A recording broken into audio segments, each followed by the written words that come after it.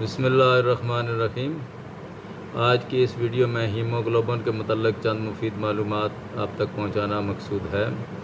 Haemoglobin ایک protein ہے، لخمیات ہے، جو ہمارے جسم کے خون میں ریڈ بلڈ سیلز یعنی سرخ خلیوں میں موجود ہوتی ہے، اور یہ پروٹین ہمارے پھیپھڑوں سے آکسیجن کو لے کر جسم کے تمام حصوں تک پہنچاتی ہے، اور آکسیجن کی ترسیل ہی سے زندگی ممکن ہے۔ بعض اوقات یہ ہوتا ہے کہ ہیموگلوبن کی جسم میں کمی ہو جاتی ہے، جس کی وجہ سے انسان میں طاقت کی کمی آ جاتی ہے، اس کا سانس تھوڑا سا کام کر کے جلد اکھڑ جاتا ہے، اور اس سلسلے میں عام طور پر یہ ریکمینڈ کیا جاتا ہے کہ اس آدمی میں آئرن کی کمی ہے، اور آئرن کی گولیاں یا کیپسول دیے جاتے ہیں جس میں آئرن یا فیرس موجود ہوتا ہے۔ اس میں کوئی شک نہیں کہ ہیموگلوبن کے پروٹین جو ہے مالیکیول اس میں آئرن ہوتا ہے۔ بنیادی طور پر ہیموگلوبن کے ایک مالیکیول یا ایک سالمے میں 574 امائنو ایسڈز ہوتے ہیں۔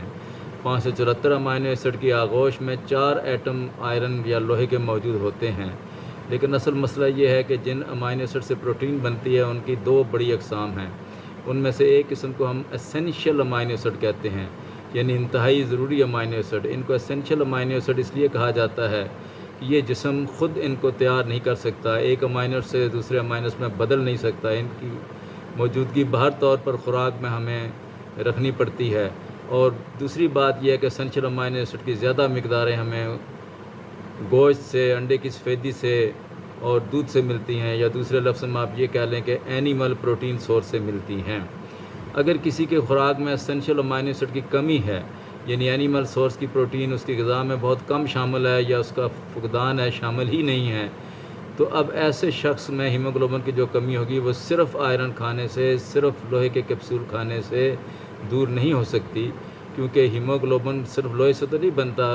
لوہے کے تو صرف 4 ایٹم ایک مالیکیول میں ہوتے ہیں، جبکہ 574 امائنو ایسڈ جو ہیں ان میں بہت سارے اسینشیل امائنو ایسڈز ہیں جو کہ غذا کی صورت میں مہیا کرنے ضروری ہیں۔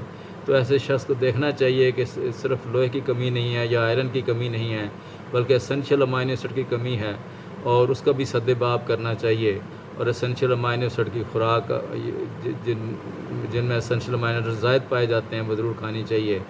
تجرباتی طور پر یہ ثابت کیا جا چکا ہے کہ اینیملز کو جن میں ہیموگلوبن کی کمی تھی، ان کو جب اسینشیل امائنو ایسڈ دیے گئے جیسے 16 امائنو ایسڈ ہے، تو ان کی ہیموگلوبن کی مقدار میں گراں قدر اضافے کا موجب بنا۔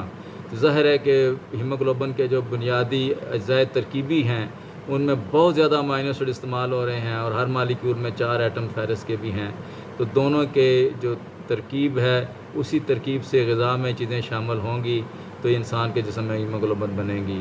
والسلام علیکم۔